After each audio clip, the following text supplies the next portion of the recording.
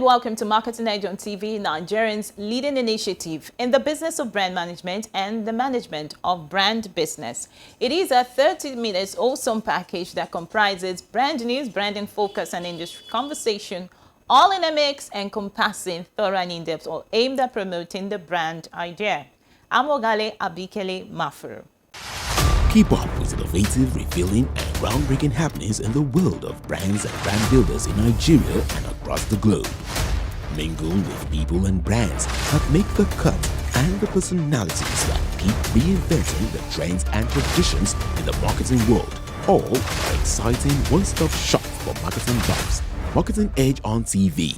You are always right on time with the right people and movers and shakers of the world of marketing as they share their views and ideas on the business and challenges of advertising, corporate affairs, media strategy, and the unfolding exciting world of digital marketing. Join the trendsetters and key decision makers as they shape opinions and project into the future of the marketing landscape for 30 exhilarating minutes on this channel. Stay ahead, be thrilled to beat, be marketing savvy with Marketing Edge on TV. Marketing Edge on TV, promoting the brand idea.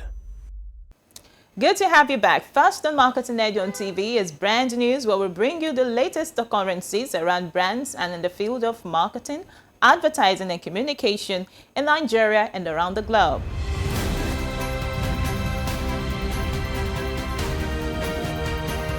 Now in brand news. As Nigerians prepare for the polls to determine the next democratically elected representatives, the tension and uncertainty in the polity have driven consumers on a shopping spree to stock up on essential items ahead of the elections billed to hold this weekend. Marketing Edge Market Insights and Intelligence report revealed that since Friday evening, after the crisis that broke out in major parts of Lagos State, supermarkets have been filled to capacity as consumers appeared to be shopping in case of eventualities. Consumers were seen shopping at the supermarkets till Sunday evening, a phenomenon not uncommon during political uncertainty. According to them, the political landscape is tensed and it will be wise to prepare adequately with necessary supplies despite the prevailing economic crisis. The recent report by the Nigeria Interbank Settlement System (NIBSS) has indicated that the naira scarcity caused by the Central Bank of Nigeria CBN redesign and cash withdrawal policy has pushed point of sales transactions to 807.16 billion naira in January 2023 alone. This includes a 40% year-on-year increase from the 573.72 billion naira transactions that were done in January 2022. Total cashless transactions in Nigeria rose by 45.41% year-on-year to 39.58 trillion naira in January 2023. According to the NIBSS Instant Payment System and Point of Sales Terminal report, the total NIP transactions for the period rose by 45.52% year-on-year from 26.65 trillion naira as of January 2022 to 38.77 trillion naira as of January 2023. The Advertisers Association of Nigeria (ADVAN) has announced strategic plans to align with World Federation of Advertisers (WFA), the global body, to strengthen the drive for sustainability in Nigeria this year. This is in line with the sustainability agenda of the WFA, which is designed to put marketers at the forefront of leading brands' response to climate change and eco-friendly practices. In a statement signed by the president of ADVAN, Osamede Owubanwe, who is also the regional vice president Africa WFA, the body disclosed that it will be introducing programs to encourage members to amplify efforts on sustainability within their organizations and harness the power of marketing communications to advocate for eco-friendly and sustainable consumer behaviors. The WFA launched the Planet Pledge initiative to encourage chief marketing officers (CMOs) to champion the global Race to Zero campaign both internally within their organizations as well as encourage value chain partners to do the same. Latest industry report has revealed that global experiential marketing is projected to reach $57.3 billion in 2028, representing compound annual growth rate of 3.16% during the forecast period. This was made known by Business Research Insights, an organization that offers expert analysis and accurate data-based market intelligence. The report also indicated that in 2023, the market will grow at a steady rate, and with the rising adoption of strategies by key players, the market is expected to rise over the projected horizon. The projection also indicated that COVID-19 has been the primary driver of the experiential marketing service market expansion and uptake among consumers all over the globe. Well, that was brand news. Next is branding focus after this break. Esther, you're late again. Esther.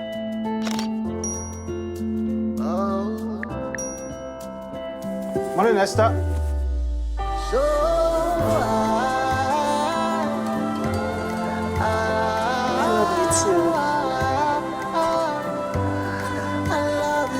Got everything? Airtel, the smartphone network. Every day, life presents hopes, dreams, and challenges. Challenges that can become successes with a little help. Because a little help can empower you to go from despair to celebration. A little help can keep you going until the race is won.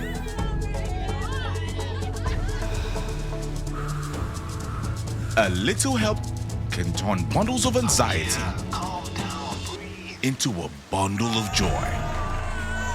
And with Glow Data, you get much more than just a little help.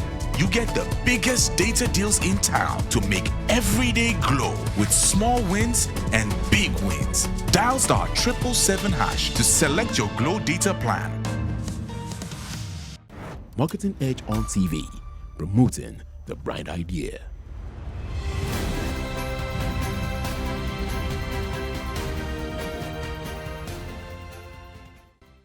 Now on branding focus. Over the years and almost across the globe, electioneering campaign season offers a veritable opportunity for increased revenue generation in the marketing and advertising ecosystem. This is so because political players and gladiators appreciate the importance and relevance of marketing and promotion to the achievements of their goals and objectives using the various strategic marketing and media advertising platforms. Specifically put, the different media advertising platforms are quite strategic in helping politicians and political contenders to propagate their messages, sell themselves through their manifestos to their electorates, cutting across different demographics. The age-long practice has remained so and continues to be an attraction in all democratic societies.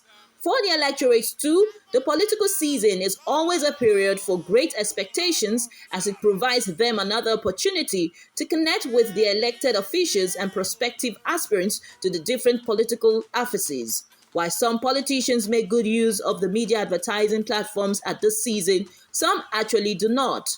For those who make good use of this platform, the election season is when politicians and their promoters showcase eye-catching, attention-grabbing creative messages either on billboards, television, radio, or newspapers. However, currently, across Nigeria, lively, creative, and memorable campaigns are not too many around, as the usual sing-along political campaigns that used to dominate the media and advertising environment seem to have drastically reduced. So far, the most resonating campaigns across different media platforms are the theme campaigns of the APC presidential candidate Asiwaju Bola Ahmed Tinubu's Renewed Hope and the Lagos State Governor Mr. Babajide Sanwo-Olu's A Greater Lagos Rising. However, there are other creative efforts by other politicians and opposition political parties which are currently ruling the airwaves. None of these campaigns' efforts have been so impactful and resonant as the two listed. The 2023 election cycle appears to be a totally different ballgame for those seeking public offices and advertising and marketing professionals who enhance their image while selling their manifestos to the electorates. We see politicians complain of poorly packaged creative efforts by their creative agencies, while the creative agencies themselves grumble over low media budgets. With this scenario, observers can hardly tell who the victim is. The question is, are political candidates reducing advertising budgets as a result of low-quality marketing ideas, or are advertising practitioners offering low-quality campaigns to meet up with low budgets? Truth be told, most politicians hardly use or hire professional agencies. For the year 2023, a look at the various parts of Lagos State has shown that practitioners in the out-of-home sector are not taking a sizable share of the media advertising budget. The present election atmosphere seemed to lack a lot of the sparkles, as the usual hustle and bustle associated with electoral campaigns seemed to be low in momentum. This has been attributed to various factors, such as the prevailing harsh economic situation in the country. Across Lagos State, for instance, the most prominent posters are those that belong to Governor Sanwo-Olu's team and that of Jagaban, Asiwaju Bola Ahmed Tinubu.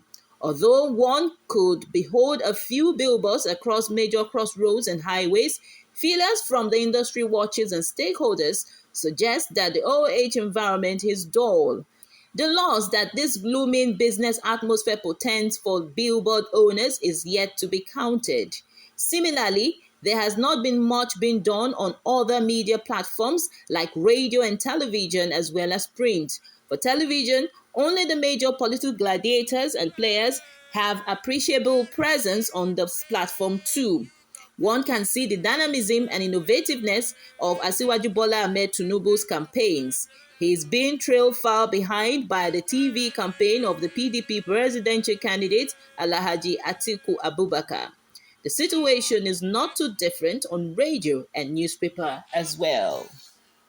When I was branding focus, next is industry conversation, where we have interactions with distinguished personalities who have made great impacts in the business of brand management.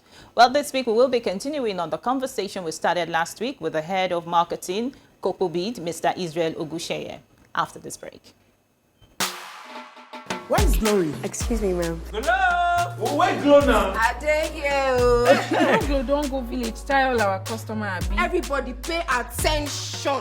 See, now Glow dedicated 10x. Now they dash me 10 times the credits when I load. Can't even summon me double data join. Yeah. Wait, so with 1 5 they give all of us, so you dey enjoy up to 15,000 naira credit and data. And I say I never finish you. See, now say if we enjoy, if we not join Glow dedicated 10x, una go get 1,000 naira welcome credit.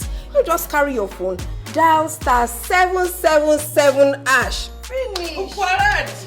Glow, you don't win. You don't do. Una still dey here. Hello, please, I'm looking for Glow. Please save now Glow be dey fine. Now Glow be dey go. Okay, so Enjoy 10 times the value of your recharge on Glow Berekete 10X. You also get 1,000 naira for calls and data and double data bonus on your subscription. Marketing Edge on TV, promoting the brand idea.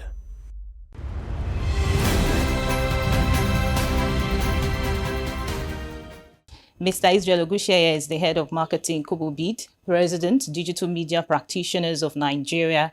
Israel has over 10 years of experience in B2B and B2C growth marketing, marketing management, user acquisition, brand strategy, and product marketing. He provides deep subject matter expertise on driving growth for technology-led products in multiple markets. He is a member of the Institute of Data and Marketing, UK. You're welcome again, sir. Thank you for having me this day.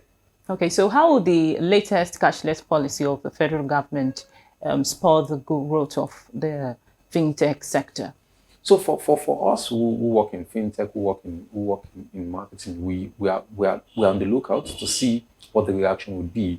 Initially, when the policy was published by the CBN, there was a lot of backlash because of the limits that were published. But the limits have now been reviewed upwards because at the end of the day, while there's a drive for financial inclusion, there's a drive for a cashless economy. there's a drive to implement a cashless policy across the country, the reality is that we need to understand that Nigeria is still a largely driven cash economy. Now, which means that this implies, because Nigeria is a largely driven cash economy, this implies for us that a lot of the bulk of the transactions that will still happen in the country will still be cash-led. So because there's still low trust in technological systems, payment systems in the country now, if I walk up to a merchant and I say I want to transfer to you, the first reaction would be that a merchant is someone who has a physical store and in any location now. The first set of reactions this person would have is, oh, do you have cash? Or can you go and withdraw it at the POS and then come give me the cash?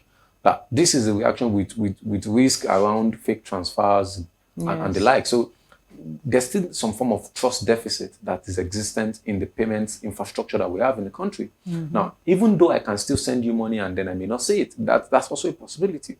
So the reality is that because of these inherent challenges, professionals like myself or practitioners like myself are hoping that at some point the CBN as a regulatory body would see what will happen in the first 3 months of launch and perhaps review the policy and see how we can be better. Because I understand that it's perhaps from a place of good intent, which is commendable, but at the end of the day, there's context to policies. So the CBN can experiment this for 3-6 months and see what the reaction is, see what the results is, and then see how it can be better.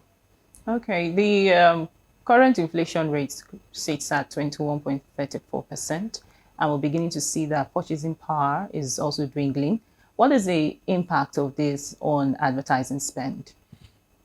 So, while throw back to 2008, when the world went into a recession, we realized that Nigeria was spared of the adverse effects of the global recession, as it were, at the time. And by spared, I mean that the level of impact this had on the world economy wasn't as profound as it were in Nigeria, and we were able to rebound to a good level in terms of economic acceleration of growth. GDP going 5-6 years down the line, we experience GDP growth. Now, if I liken that to what is presently happening globally, I may not be able to say that advertising spend would go down or would go up, because the reality is, for businesses, you want to expose your messaging to new consumers. You want to attract new consumers. You want to stay at the top of your mind of consumers. Now, what this means for consumers is, if purchasing power is being eroded, now consumers are now more aware, so they now begin to prioritize their purchases. So as a business owner, you want to ensure that when consumers prioritize their purchase, your product is seen as a needful purchase to be made. So now, and this cannot be done without advertising mechanisms or advertising techniques. So now, which would require some spend. So the reality is, when I don't necessarily advise businesses to just drastically reduce advertising spend because of the economy, but businesses need to ensure that they evolve their advertising communication to match up, to ensure that when consumers are prioritizing the list of purchases they need to make purchases that are essential for them, our brands, our products are also seen as essential items for these consumers. Our products, our brands are seen as essentials to the day-to-day life, to their lifestyle. And we can only do this via marketing communication. And that's why you cannot directly reduce advertising spend. You cannot directly, while some businesses will reduce advertising spend, but the truth is, advertising would still be relevant. Spend will still be there. Okay. So how can marketers leverage multi-channel platforms to deliver well on clients' expectations? So now, for multi-channel platforms here, because we can now reach consumers via different channels, consumers are now exposed to different channels. Now, this means that channel A cannot just single-handedly convince a consumer to make a purchase decision. So this means that we need to expose our advertising, expose our communication, our comms materials across different channels with intent to convince, to drive the consumer to make a purchase decision. Now, this means that marketers need to be aware. First things first, marketers need to understand, be aware about the existing channels that consumers are consuming information, consumers are getting information from, and then now position our products, drive our positioning across these channels. Now, the first point is to be aware about these channels, the multi-channel approach. Now, the multi-channel approach. Now, position our product in these multiple channels, and ensure that everything we do via this entire channel is that the consumer is at the center of it. The consumer is the centerpiece of it, because at the end of the day, what we want to ensure at the end of the day is that the consumer makes a purchase decision. And when they make that purchase decision, they make that purchase decision for our own brand, in favor of our brand. So what are the likely trends that we expect to see this year? One key trend we'll be seeing this year will be the development of artificial intelligence technology, which is AI. Now, this would change the way businesses work. This will reduce overhead costs. This would change the business needs now. Some small businesses are beginning to engage artificial intelligence for consulting. Some businesses are beginning to, in terms of language learning, in terms of consumer choice, even in terms of what consumers should buy. Consumers will begin to engage artificial intelligence in making purchase decisions to see, should I buy this or this? Is this product better for me now or this now? I've seen use cases where consumers are now beginning to ask questions around saving habits for AI. They're beginning to engage artificial intelligence to see how much is expected, how much should I be saving, what should I be buying, what should be my essentials at this point in time due to the economy. So now the use of artificial intelligence will grow. Now, a very popular one, which is OpenAI. OpenAI released their project, one of the projects, which is ChatGPT, and interestingly, this product rose to about 1 million users in the fastest possible time. Now, when you compare it to the rise of 1 million users by other social media giants, you realize that this is one of the fastest rising products to 1 million users at the moment. So this means that adoption has not even started. More and more users will adopt artificial intelligence this year. Even businesses will adopt artificial intelligence in serving their customers more. Let me give you an example now. A soap manufacturing company can adopt artificial intelligence to predict how long a consumer will finish using a soap. Now, what this means is that you can inform your consumer that your soap will finish tomorrow. Do you want to make a purchase? Make a purchase now. That can be a use case in how a business can use artificial intelligence to predict their consumer, the behavior of their consumer, and then also predict purchase decision and also preempt it. So how will this impact on the marketing ecosystem this year? This would have a somewhat visible impact. I would call it visible impact because marketing professionals will also need to understand this AI technology and use it. Now, use it in terms of making predictions, making forecasts. Use it in terms of creating advertising materials itself. Now, there's a very popular actor who is also a CEO, I think Ryan Reynolds, who already had produced a TVC for his brand. He's in the US. He has produced a TVC for his brand via AI. So this means that before now, Ryan Reynolds would need to engage an agency to produce a TV script for him. But now, he just needs to deploy artificial intelligence and produce a TVC script end-to-end for him. And this is interesting because for professionals, we need to be on top of it. We need to know what its limitations are and then see how we can leverage those limitations and show that we are valuable to the business landscape. Okay, in terms of improving on capabilities, because hearing about artificial intelligence also puts some sort of fear on the minds of professionals who will probably have to shift jobs as a result of AI coming into play. So in terms of capabilities, what would you advise professionals? So professionals need to upskill. It's important that as a professional you upskill. You check consistently, stay abreast of trends. See what's before COVID, the kind of jobs that we have are different. Before COVID, a lot of Nigerians perhaps did not know about remote working. Post-COVID, Nigerians are not working remotely. I know Nigerians who are working for companies in the US or for companies in Estonia, different countries. Now, the reality is that the skills that were in demand before COVID, pre-COVID, are different from the skills that are in demand post-COVID. So marketing professionals need to look at with the existence of AI in our field, what skills will be in demand in the next 3 years, in the next 5 years. And then we need to pick up these skills, add it to our existing skill portfolio, and then become better professionals at the end of the day. So we need to continually add value to ourselves. I say to professionals that if you don't consistently and continually add value to yourself, you you go out of vogue, you go out of a job. So when the MD is deciding, the board is deciding which will be let go, the marketing team would be the first casualty. If the marketing team does not consistently add value to itself.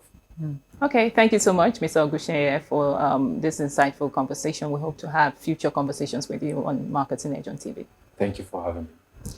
It has been an exciting time on the show. Do well to join us same time next week for another interactive time. I'm Ogalia Bikele Mafuru. See you again.